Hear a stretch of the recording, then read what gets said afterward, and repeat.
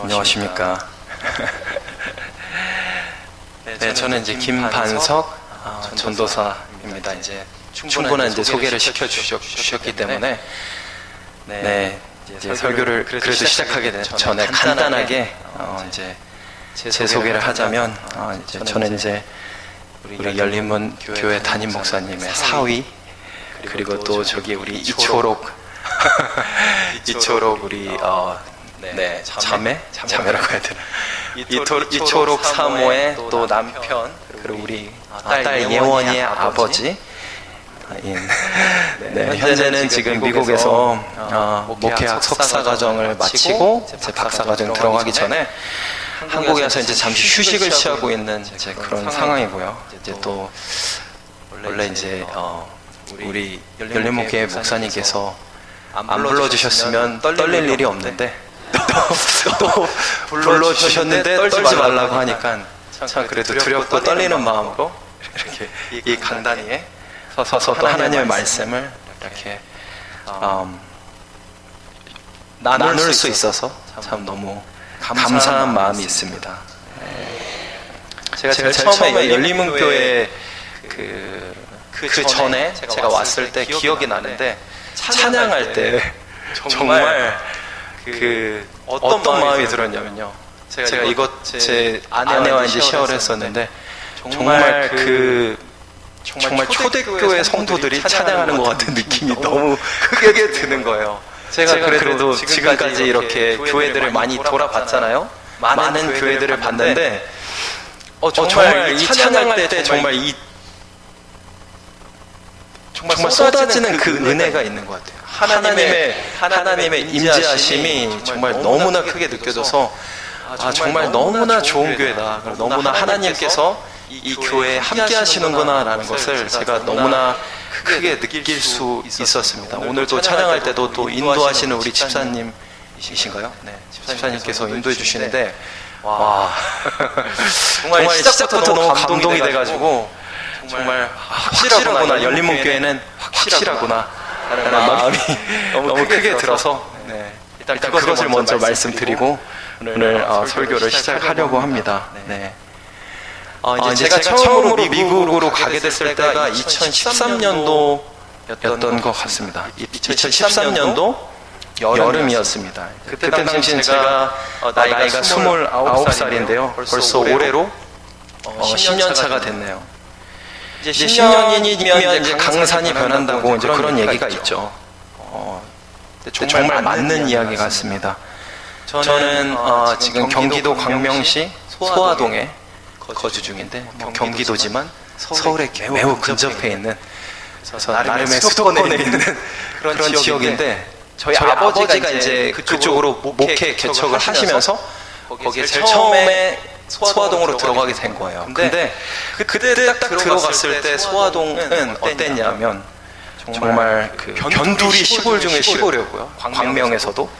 그리고 비닐하우스도 있었고 논밭이 쫙 펼쳐져 있었고, 정말 아이들의 놀거리라고 하면 이제 큰 마을이라고 해서 큰 마을에 가가지고 이제 가재 잡고 개구리 잡고 약수터 가서 이제 같이 친구들이랑 약수터 놀러 가가지고 거기서 뭐 이제 낚시한다라는 뭐 이제 그런 놀이하고 한 그 정도의 이제 동네였었습니다.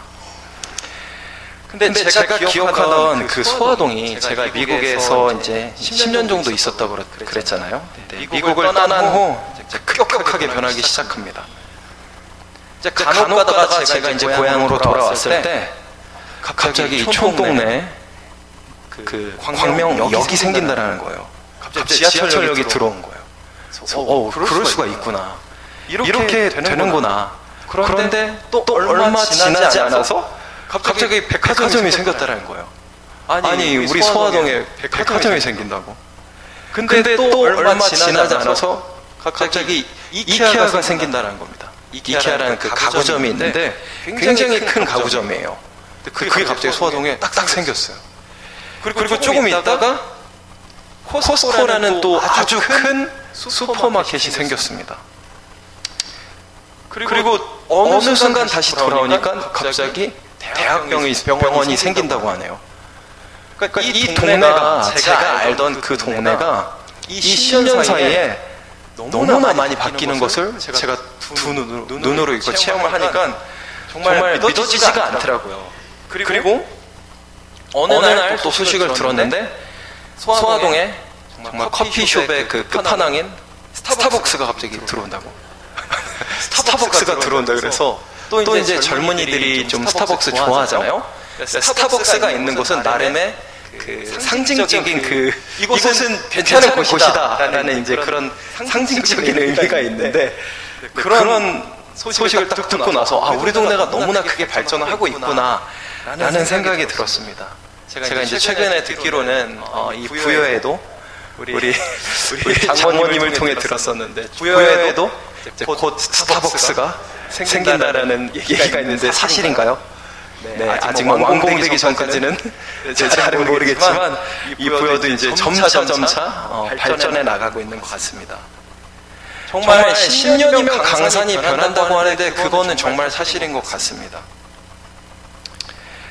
그런데 제가 지난 10년간 이 한국 사회에서 변하지 않는 한 가지 그 트렌드를 발견했어요. 한 가지 문화적인 흐름이라고 하죠. 그것은 한국에서 계속해서 미디어를 통해 방영되는 그 TV 프로그램이었어요. 요새 우리가 TV를 켜면 어떤 프로그램을 자주 볼 수 있죠? 요새 가장 이제 핫한 프로그램이라고 하면 뭐가 있죠? 보통 TV를 켜면 뭐가 나와요? 보통 먹을 것을, 먹방. 굉장히 이제 유명하죠. 그래서 이제 많은 사람들이 이제 먹방을 이렇게 선전을 하면서 그런 방송도 있고요. 그리고 또 뭐가 있죠? 여행. 맞죠? 캠핑 다니고. 그리고 또 자주 보는 프로그램, 집을 보러 다니는 거. 맞죠? 이제 집에 가서 여기 집이 너무 좋더라, 이런 광고하는 또 프로그램도 있고요. 그리고 또 뭐가 있죠? 제가 요새 가끔씩 이제 계속해서 찾아보는 프로그램 중에 하나가 이제 금쪽 같은 내 새끼에서 자녀 양육 프로그램이 굉장히 많은 사람들이 그것을 보고 있죠. 그런데 가만히 생각해보면 이 TV 프로그램들이 제가 10년 전에 떠날 때 그때부터 시작해서 사실 지금까지 계속해서 비슷한데 아주 약간씩 다른 형태로 새로운 프로그램들이 똑같이 계속 만들어지는 것 같아요. 지난 10년간 한국 사회에서 계속해서 방영되는 프로그램이 사실은 거의 비슷했다라는 거죠. 먹는 것, 그리고 잘 사는 것, 여행 다니는 것, 자녀 양육시키는 것, 그런 프로그램들이 굉장히 붐을 일으킨 지가 벌써 10년 정도가 되었다는 겁니다. 그렇다면 왜 이 프로그램들이 계속해서 TV에서 주를 이루고 있을까요? 답은 뭐 아주 간단하겠죠. 사람들이 많이 보기 때문이죠. 사람들이 많은 관심을 가지고, 그리고 이런 프로그램들은 오늘날 살아가는 우리들이 얼마나 많이 먹고 사는 문제, 또 개인의 행복을 얼마나 중요하게 생각하는지, 또 어떻게 하면 더 안정된 삶을, 더 편안한 삶을 살 수 있을까? 얼마나 많은 사람들이 이런 문제들에 몰입하고 있지 않나라는 생각을 해보게 되었습니다. 근데 기독교인들의 삶 또한 먼저 이야기했던 그 유행, 한국에서 유행하던 잘 먹고 잘 사는 문제에서 사실 그렇게 크게 벗어나고는 있지 않는 것 같습니다. 우리들에게도 삶의 웰빙이 굉장히 중요합니다. 잘 사는 것이 굉장히 중요합니다. 우리 개인의 행복이 너무나 중요합니다. 잘 살고, 잘 먹고, 잘 놀고, 편하게 살아가는 것이 너무나 중요합니다. 우리 모두 다 잘 살기를 원하고 또 하나님께 그렇게 기도합니다. 그런데 저는 여기서 기독교란 무엇인가, 그리고 우리가 가진 믿음은 무엇인가, 그리고 신앙의 이 본질적인 것은 과연 무엇인가에 대해서 이야기를 해보려고 합니다. 신앙의 본질은, 우리가 가지고 있는 믿음은 우리가 잘 먹고 잘 살기 위함일까요? 기독교 신앙의 본질은 내 가족, 나의 삶, 나의 사업, 그리고 나의 꿈, 나의 자녀들, 이 모든 것이 하나님의 은혜로 풍족해졌다가 끝일까요? 오늘 성경의 본문은 이런 질문들에 대해서 답하고 있습니다. 오늘 본문 요한복음 12장 24절에서 27절 말씀입니다. 우리 다 같이 한번 읽어보기 원합니다. 요한복음 12장 그 전에 요한복음 12장 초반부를 다 같이 한번 읽어보기 원합니다. 12장 12절 16절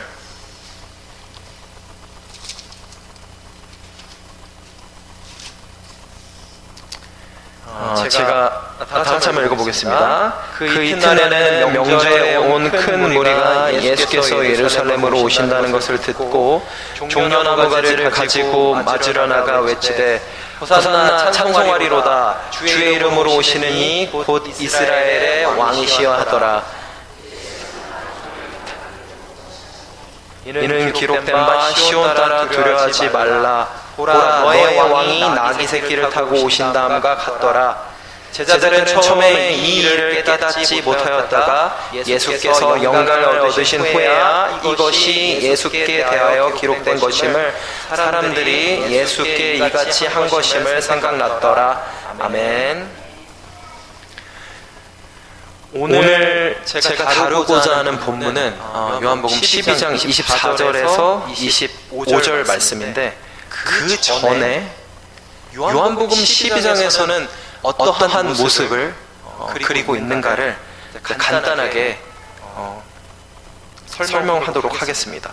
요한복음 12장 12절에서 16절 이 요한복음 12장은 예수님께서 예루살렘으로 들어오신 그 직후의 모습을 담고 있습니다. 예수님께서 드디어 예루살렘으로 입성하십니다. 예수님이 예루살렘으로 들어올 때 많은 사람들의 반응을 성경은 이렇게 기록하고 있습니다. 종려나무 가지를 가지고 맞으러 나가 외치되 호산나 찬송하리로다. 주의 이름으로 오시는 이 곧 이스라엘의 왕이여. 여기서 종려나무 가지를 흔들었다고 이야기가 나오죠. 백성들이 예수님이 들어올 때 환영하는 의미에서 종려나무 가지를 흔들었다고 합니다. 근데 이 종려나무 가지를 흔든다라는 것은 특별한 상징과 의미를 가지고 있습니다. 이 시대에 누군가를 향해 종려나무 가지를 흔든다라는 것은 승리자에 대한 존경심과 경외심의 표현이었습니다. 특별히 전쟁에서 승리하고 돌아온 장군들이나 혹은 지도자들, 승리자들을 위해 찬양하는 의미가 바로 이 종려나무를 흔드는 그런 행위였던 거죠. 그것을 예수님이 나귀를 타고 예루살렘에 들어오실 때 백성들이 흔들었다라는 겁니다. 그리고 예수님을 맞이하는 백성들은 또 호산나라고 외치죠. 이 호산나라는 말은 원어로 호시아나라고 하는데 뜻을 해석하자면 주님 저를 구원하소서. 이 백성들의 두 가지 이제 행동 패턴을 우리 한번 생각해 볼 필요가 있는데요. 예수님이 입성할 때 왜 백성들이 예수님을 이렇게 찬양했을까요? 왜 이스라엘 백성들이 전쟁 승리자에게만 흔드는 종려나무를 왜 예수님께 흔들었고, 그리고 왜 호산나 라고 부르며 예수님을 찬양했을까요? 당시 이스라엘 백성들이 처한 시대적 상황을 생각해 본다면 아주 쉽게 이 질문에 대답할 수 있습니다. 지금 이스라엘은 로마의 식민 통치하에 있었습니다. 우리나라도 일제강점기를 지나왔기 때문에 강대국의 식민지가 된다는 것이 어떤 의미인지 간접적으로 알 수 있죠. 지금 이스라엘의 상황은 무시받고 문화적으로도 그리고 법적으로도 그리고 많은 부당한 일들을 체험해야만 하는 피식민자들의 입장이었습니다. 근데 이 시대의 상황을 고려했을 때 이스라엘 백성들이 예수님에게 기대하는 모습이 어떤 모습이었는지 알 수 있죠. 이 사람들이 종려나무를 가지고 예수님을 찬양했던 그 근본적인 이유에는 이스라엘은 자신들의 궁핍한 처지에서 자신들이 겪고 있는 수모를, 그 나라를 잃고 자기의 정체성을 잃어버리고 속국 시민으로 살아가는 이 팍팍한 삶 가운데 자신들을 해방시켜줄 지도자를 기다렸던 것이죠. 쉽게 이야기하자면 자신들의 소원을 들어줄 사람을 기다렸다라는 것입니다. 그런데 그때 이 기대를 한 몸에 받는 영웅과도 같은 존재가 나타났는데 그분이 예수님이셨던 거죠. 이들에게 예수님은 자신들의 해방 그리고 자신들의 필요를 해결해 줄 수 있는 지도자였다라는 것이죠. 이런 백성들의 모습이 어떨 때는 우리의 모습과 같지는 않나요? 우리에게 예수님은 어떤 분이신가요? 그리고 우리에게 신앙은 무엇인가요? 우리에게 믿음은 무엇인가요? 많은 경우에 교회를 다니는 사람들은 교회에 다니면 복이 온다고 하죠. 교회에 다니면 모든 일들이 잘 풀리고 사업도 잘 풀리고 행복한 삶을 살 수 있다고 합니다. 절대 틀린 얘기가 아닙니다. 맞는 얘기예요. 하나님께서 우리들에게 설명할 수 없는 축복과 은혜를 우리의 삶 가운데 허락하십니다. 교회에 다니면 그리고 하나님을 진짜 체험하게 됐을 때 그런 따라오는 축복들을 우리가 분명히 체험하게 됩니다. 하지만 우리가 생각하는 우리의 필요가 채워지는 이 축복은 기독교 신앙에서 얘기하는 축복과는 거리가 있습니다. 우리가 생각하는 축복의 개념은 자연스럽게 따라오는 것이지 하나님이 이야기하는 그 축복과 성경에서 이야기하는 그 축복과는 다른 축복이라는 것입니다.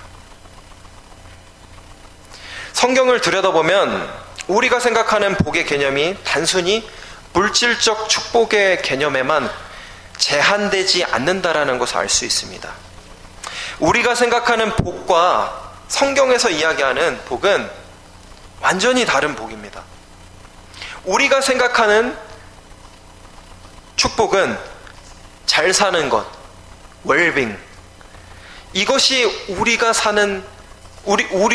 얻을 수 있는 축복이라고 이야기하지만 성경은 개인의 소원을 이루어주는 것을 축복이라고 하지 않습니다. 그렇다면 성경에서 이야기하는 복은 무엇일까요? 창세기 15장을 보면 믿음의 조상 아브라함이 환상 중에 하나님과 대면하는 장면이 나옵니다. 그때 하나님께서 아브라함에게 말씀하십니다. 창세기 15장 1절을 보면요, 이후에 여호와의 말씀이 환상 중에 아브라함에게 임하여 이르시되 아브라함아 두려워하지 말라. 나는 내 방패요 너의 지극히 큰 상급이니라. 하나님께서 아브라함에게 갑자기 나타나셔서 하시는 말씀이 나는 너의 방패고 그리고 내가 너의 큰 상급이다 라는 얘기를 해주세요. 그런데 창세기 15장 2절을 보면요, 아브라함이 이렇게 대답합니다. 아브라함이 이르되 주 여호와여 무엇을 내게 주시려 하나이까? 나는 자식이 없사오니 나의 상속자는 이 다메섹 사람 엘리에셀이니이다. 아브라함은 이때까지 이삭이 없었습니다. 그러니까 아브라함은 이때까지 정말 자신의 삶을 계속 영위해 갈 수 있는 자식이 없었어요. 아들이 없었습니다. 그래서 하나님께서 이야기하실 때 아브라함아 내가 너의 상급이다 라고 했을 때 하나님 그럼 제 아들은 어디 있습니까? 이렇게 이야기를 했던 것이죠. 이 구절을 아주 쉽게 풀어보자면 이겁니다. 아브라함에게 두려워하지 말라. 나는 너의 방패고 내가 너의 큰 상급이다. 즉 하나님께서 아브라함에게 하시는 얘기는 아브라함아 내가 너의 복이다. 내가 너에게 복을 주는 것이 아니라 내가 너의 복이다. 나는 너의 것이야 라고 하는데 아브라함이 이렇게 이야기하는 것이죠. 하나님 내게 무엇을 주려고 하십니까? 하나님 아들이나 주고 이야기하세요. 이런 이야기죠. 이런 모습을 통해 저는 우리의 모습이 좀 보이는 것 같습니다. 하나님께서 계속해서 말씀을 통해 그리고 우리에게 우리 마음속에서 이렇게 말씀하십니다. 내가 너의 큰 상급이야. 그런데 우리는 하나님께 이렇게 얘기하죠. 하나님 근데 그건 그렇고 나는 돈이 없습니다. 그렇죠? 하나님께서 내가 너에게 생명을 주었어. 그런데 우리는 하나님 나 문제 여전히 이거 고쳐주셔야 돼요. 하나님이 우리에게 이렇게 나타나셔서 이야기할 때마다 우리는 하나님 그게 문제가 아니에요. 하나님이 중요한 게 아니에요. 하나님은 어차피 나한테 주어진 거잖아요. 그거 상관없어요. 일단 내 눈앞에 있는 문제를 해결해 주세요.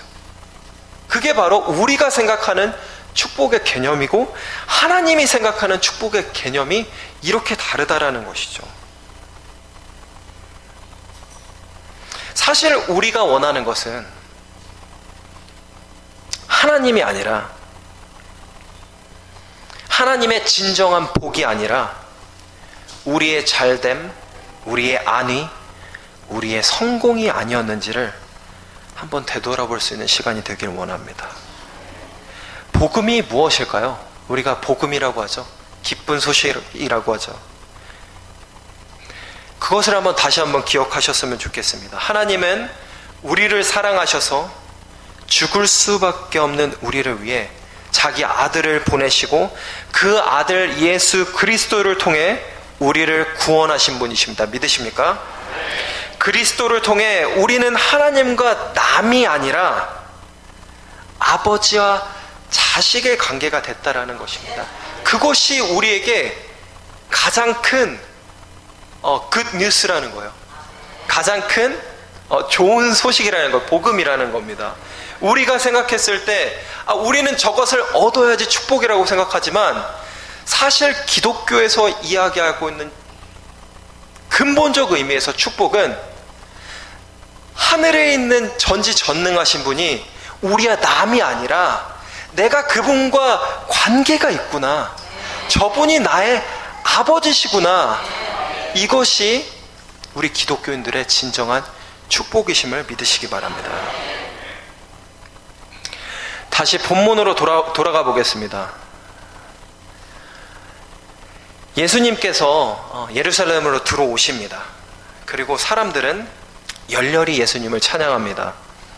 성경은 이 사람들이 왜 이토록 예수님을 열렬히 환영하고 찬양하고 있는지에 대해 이야기를 합니다. 요한복음 12장 18절에서 19절은 이렇게 기록하고 있습니다.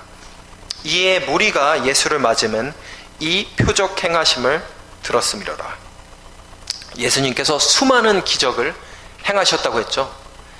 이미 예루살렘에 들어오기 전부터 예수님은 기적을 행하시는 분이라는 소문이 이스라엘 뿐만 아니라 정말 모든 그 집 주변에까지 다 소식이 들렸을 겁니다. 근데 성경은 사람들이 바로 요것 때문에 이 표적을 행했기 때문에 예수님을 따랐다라고 명확하게 이야기를 하고 있죠. 그리고 19절에 보면 이렇게 기록하고 있습니다. 바리새인들이 서로 말하되 볼지어다 너희 하는 일이 쓸데없다. 보라 온 세상이 그를 따르는도다. 여기에서 바리새인들은 항상 예수님이 넘어지기만을 기다렸던 바로 그런 사람들이었습니다. 예수님이 실수하면 어떻게든 끌어내리려고 하던 그런 사람들이었죠. 근데 이 사람들이 예수라는 사람이 마을에 들어왔는데 모든 사람들이 다 예수님을 찬양하고 우리의 왕이라고 하고 이러고 있으니까 우리가 아무리 예수님을 끌어내리려고 해도 안 되겠구나 라는 이야기를 하는 것이죠. 되게 낙담하고 있는 바리새인들의 모습입니다. 이렇게 분위기가 계속해서 고조되고 있습니다. 그리고 이런 분위기라면, 지금 사실 이런 분위기라면 영화를 볼 때 흐름이라는 게 있잖아요. 사실 이런 분위기라면 어떠한 그 엔딩이 좀 예상이 되잖아요. 이거는 어떻게 해서 주인공이 이기겠다라는, 그렇게 해야 사실 스토리가 이렇게 재밌게 이어지잖아요. 지금도 딱 그런 분위기인 겁니다. 예수님께서 너무나 이렇게 승승장구하고 있고, 이제 예수님께서 내가 왕이다 라고 선포하면 되는 이런 상황인 거예요. 세팅이 이미 그렇게 만들어진 겁니다. 그런데 갑자기 예수님께서는 전혀 예상치 못한 말씀을 하십니다. 그게 오늘 본문 말씀인 요한복음 12장 23절에서 25절 말씀입니다. 예수께서 대답하여 이르시되 인자가 영광을 얻을 때가 왔도다. 여기까지는 이해가 되죠. 예수님께서 드디어 왕이 되셔서 영광을 받겠구나. 이게 우리 이 성경을 읽는 독자들이 예상하는 시나리오예요. 근데 24절 25절에서 예수님이 이렇게 얘기하십니다. 내가 진실로 진실로 너에게 이르노니 한 알의 밀이 땅에 떨어져 죽지 아니하면 한 알 그대로 있고 죽으면 많은 열매를 맺느니라. 자기 생명을 사랑하는 자는 잃어버릴 것이요 이 세상에서 자기의 생명을 미워하는 자는 영생하도록 보존하리라. 인자의 영광을 얻을 때가 왔다라고 말씀하십니다. 그리고 이 때가 언제인지에 대해서 24절에 미랄이라는 그 비유적인 설명을 한 것이죠. 정말 미랄의 비유로 설명을 하시는데, 한 알의 밀이 열매를 생산하려면 묻혀야 하는 것과 똑같이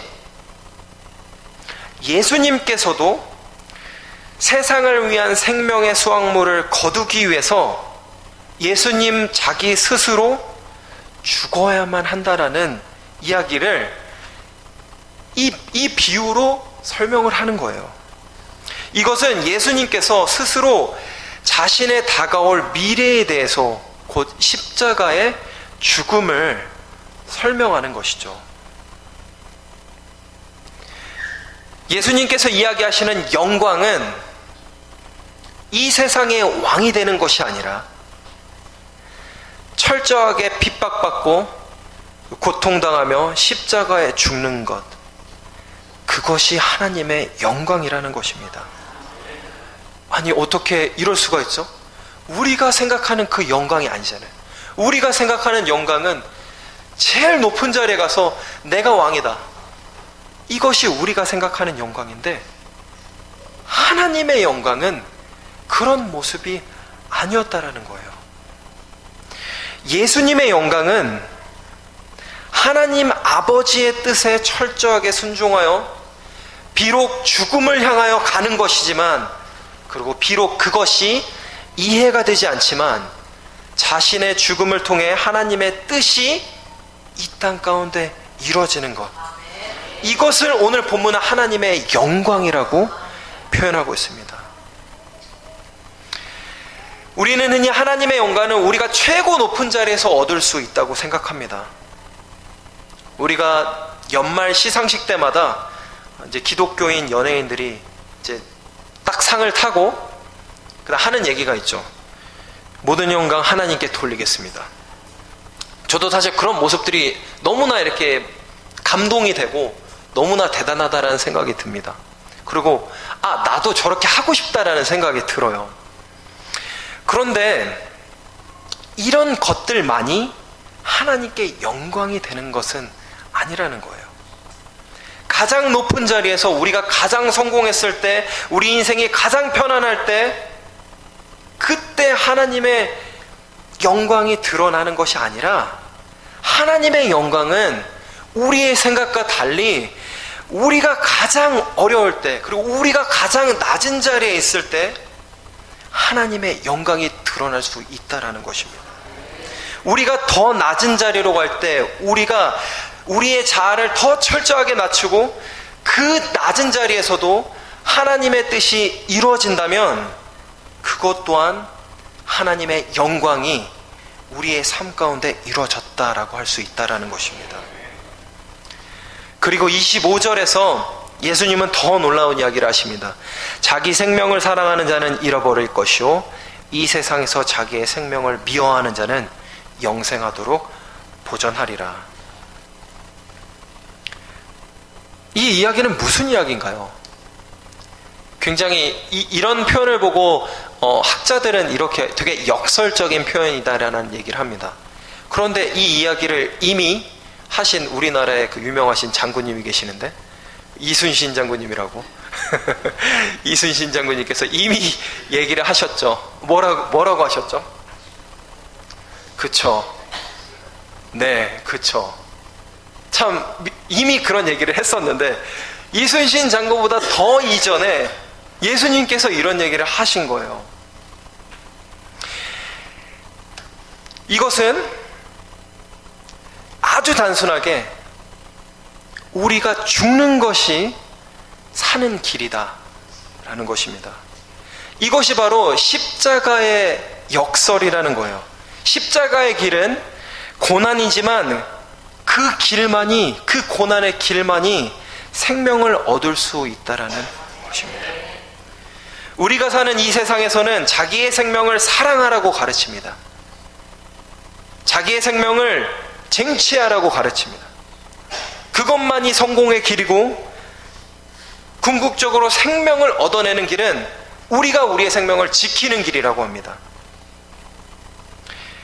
근데 반대로, 그 세상에서 이야기하는 것과 정반대로 성경은, 그리고 우리 구주 예수님께서는 자기의 생명을 버리는 일, 자기를 희생하는 일, 하나님의 말씀에 순종하며 사는 삶은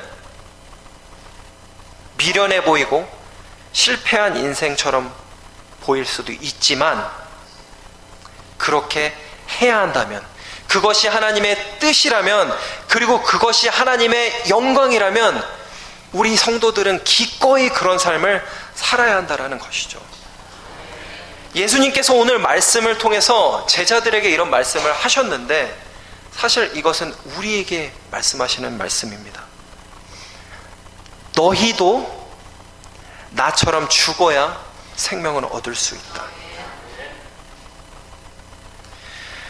한국에 정말 오래간만에 와서 많은 사람들을 만났습니다. 특별히 저는 이제 제가 어린 시절에 같이 이렇게 신앙생활을 했던 우리 동생들을 만나게 됐어요. 정말 아주 친한 동생들인데, 지금은 벌써 이제 30대 중후반이 됐고, 이제 결혼한 친구들도 있고, 그리고 싱글인 친구들도 있었죠. 근데 한국에 와서 제가 많이 보는 현상 중에 하나는, 교회에서 많은 젊은이들이 교회를 다니지 않고 있다는 것입니다. 마음이 너무 안타까워요. 그래서 저는 이제 이런 친구들을 만날 때마다 묻는 것이 있어요. 그러면 얘들아, 너네 교회는 어떻게 하면 너네 교회 오고 싶어 할까? 묻는 거죠. 어떻게 하면 교회가 정말 필요한, 젊은이들에게 필요한 곳이 될까? 이런 질문들을 계속 하고 다닙니다. 이 친구들, 제가 만난 친구들도 제가 10대 때 주일학교, 그 다음 중고등학교, 그 다음에 대학부까지 나름 열심히 신앙생활을 했던 친구들인데, 대부분 교회를 다니지 않고 있습니다. 그래서 제가 이 친구들한테 그렇게 물었어요. 얘들아, 그러면은 어떻게 하면 교회에 다시 나올 수 있겠니? 그랬더니 한 친구가 이렇게 얘기를 하더라고요. 교회에서 괜찮은 비전을 제시하면 올 수 있다라고 이야기합니다. 아마 이 친구가 이야기하는 교회에서 이제 제시할 수 있는 그 비전이라 하면 뭐 이런 거였던 것 같습니다. 얘들아, 교회에 다니면, 신앙을 가지면 너의 꿈을 이룰 수 있어. 너가 할 수 있는 거 다 할 수 있어. 근데 사실 저도 그럴듯하게 교회의 비전이라고 하고 이야기를 할 수는 있었어요. 그런데 그 친구가 그런 얘기를 했을 때 제 말문이 탁 막히더라고요.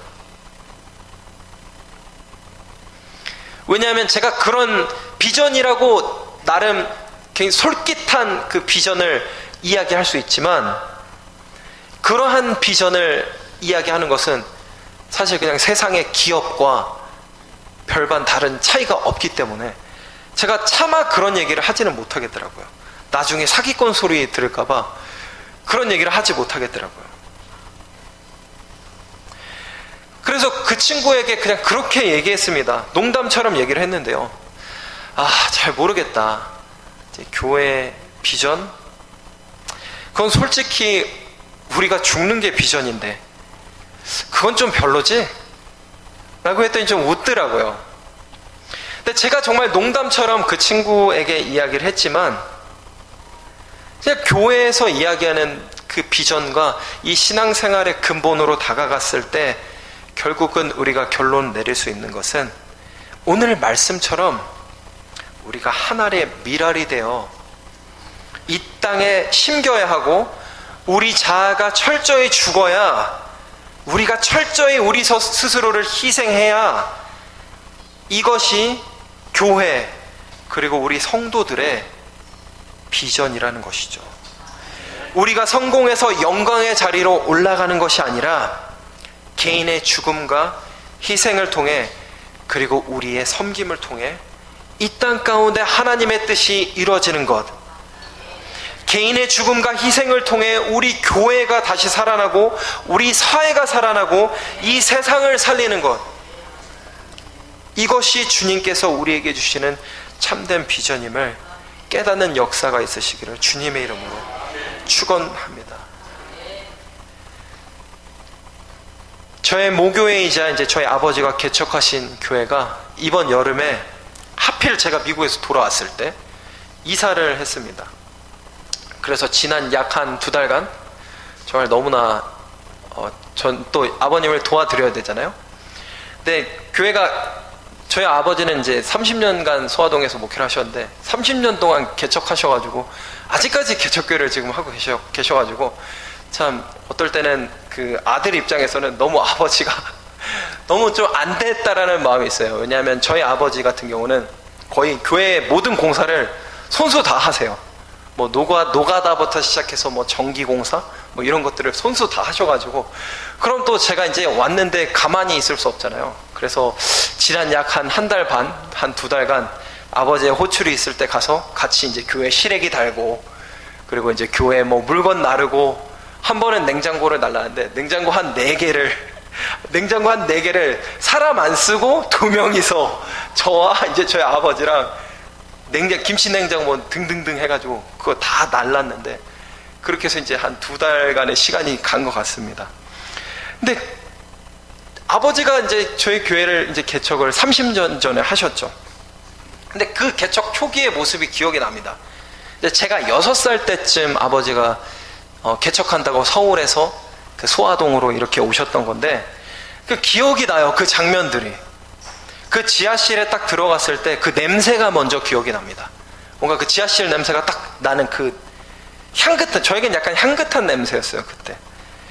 그리고 그 첫 개척 이후에 지하실에서 제일 처음에는 그 동네 근처 어디 상가 2층으로 가더니, 그 후에는 조금 있다가 상가 3층으로 가고, 그 후에는 아버지가 건축하신 이 교회로 이렇게 가고, 어떻게 보면 정말 아주 조금씩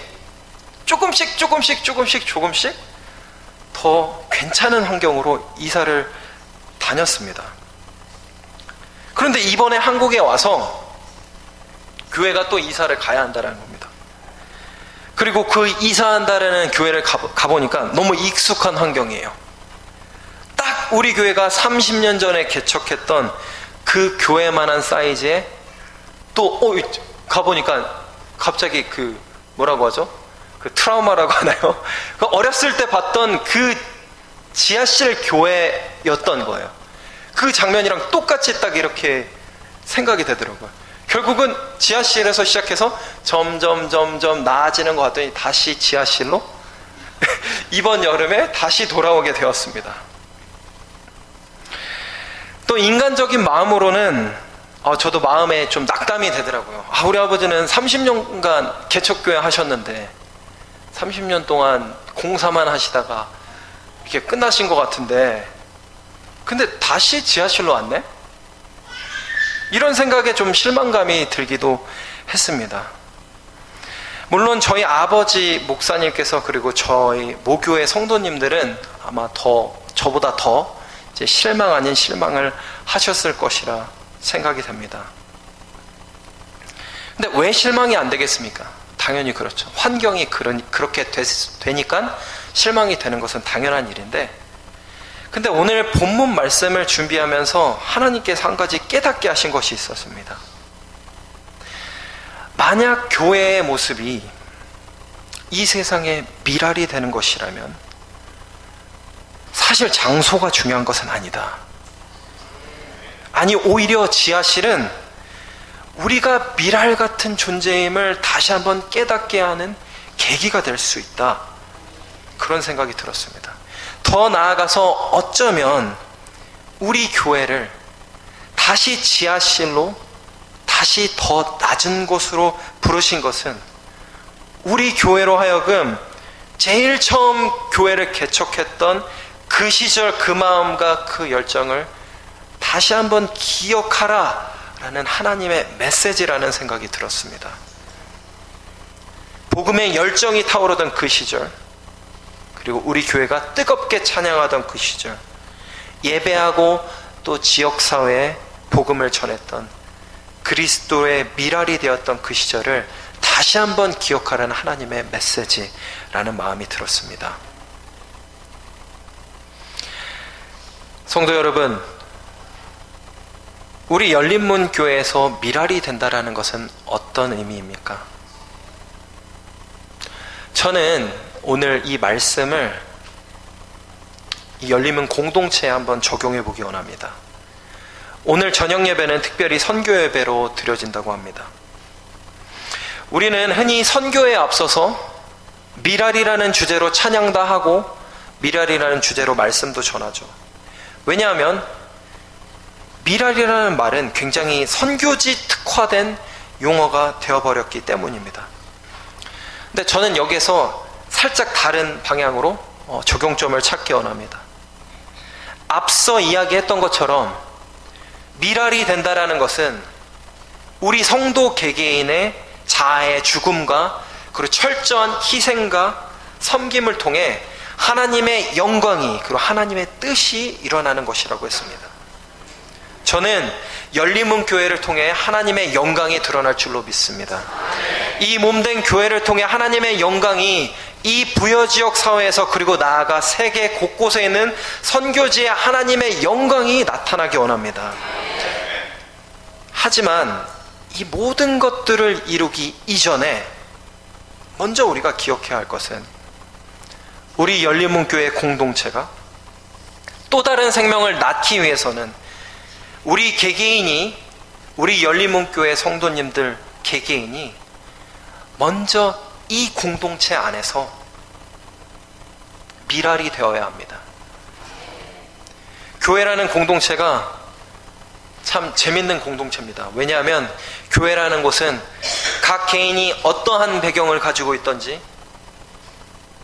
어떠한 문화를 가지고 있든지 이 안에서 하나의 몸으로, 하나의 공동체로 성장해야 하기 때문입니다. 그래서 때로는 공동체가 굉장히 힘들 때가 있습니다. 모든 교회 공동체에는 관계적인 어려움이 있을 수밖에 없습니다. 서로의 관계 때문에, 오해 때문에 서로 상처를 주기도 하고 마음이 아플 때가 분명히 있습니다. 하지만 오늘 말씀을 통해 기억해야 할 것은 우리 성도 개개인들이 미랄이 되어서 이 교회에 먼저 심겨져야 한다는 사실입니다. 저는 이곳의 모든 성도님들이 오늘 들은 하나님의 말씀에 순종하여 철저히 낮아지고 그리고 십자가에서 희생하셨던 예수님을 기억하기 원합니다. 그리고 예수님처럼 아낌없이 희생하는 미랄이 되셨으면 좋겠습니다. 물론 여러 가지 봉사의 영역이 있고 구제사역의 영역이 있고 전도의 영역이 있습니다. 그 안에서 미랄이 될 수 있지만 먼저 저는 이 공동체 안에서 여러분들 개개인이 미랄이 되기를 원합니다. 열린문 공동체가 참된 미랄의 공동체가 되었을 때, 그리고 여러분 개개인의 희생을 통해 때로는 철저한 자기 부인을 통해 철저한 자기의 낮아짐을 통해 저는 이 열린문 공동체가 미랄의 공동체가 되었으면 좋겠습니다. 진심으로 서로를 아끼고 사랑하는 공동체, 그리고 서로를 용납하고 또 기꺼이 용서하는 공동체가 되기를 원합니다. 이 공동체 모두가 하나의 미랄이 되었을 때, 이 공동체가 진정한 사랑의 공동체가 되었을 때 하나님께서는 열림은 공동체를 통해 지역 사회를 변화시키고 그리고 이 세상을 변화시킬 줄로 믿습니다.